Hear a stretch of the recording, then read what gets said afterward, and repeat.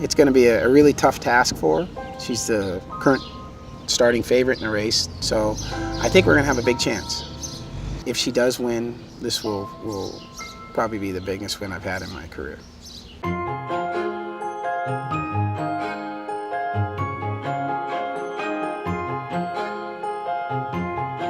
The horses ship from all around the world, and it's interesting, the horses from Wesley Ward, for example, he flew in 9 horses yesterday.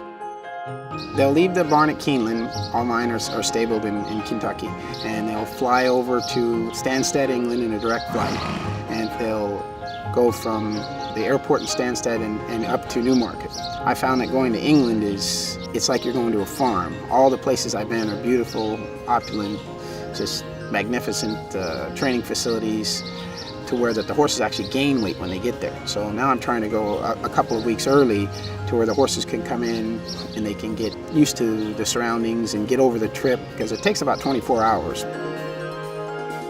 Royal Ascot is probably Europe's flagship international race meeting. We've been very lucky here. I mean, June is a really good time in the global calendar. You know, we've seen horses regularly from Asia, from Australia, from the United States. In fact, in a few weeks' time, we're going to have a horse from Argentina here for the first time for the King George. Some of the highlights over the last few years at Ascot have included some great performances. I've loved it right from the first year when we got Choisir to come over and he did the double. And the fact that he came over and won encouraged other Australians to come. We've had many runners from all around the world over the years, and of course we've had Miss Andretti, Takeover Target, Scenic Blast, and ultimately we had the great race mare Black Caviar. It was probably the pinnacle of my career in racing, actually seeing her win. First time I breezed her from the gate in Kentucky at Keeneland, it was an eye-opener. I mean, you could see the ability that she had, and I knew I had something very, very special then.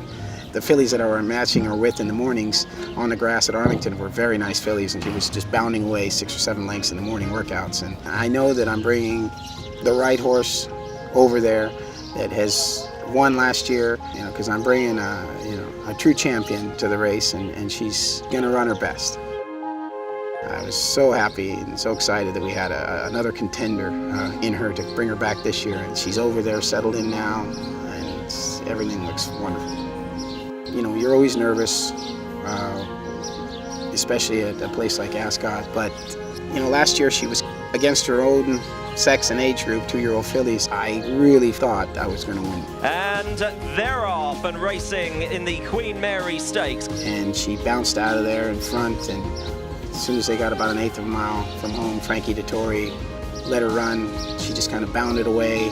But Frankie says go on the American filly, and she absolutely blasts away from them. Lady Aurelia, she's as good as her reputation said she might be. And I just had, it's a feeling that, you know, when you're involved in something like that, something so special, and for her to win by the margin that she did, I tell you, it just makes the hair stand up in the back of your neck, and to really feel a sense of pride that you're involved with it, and it's just, it's an unexplainable feeling that you get.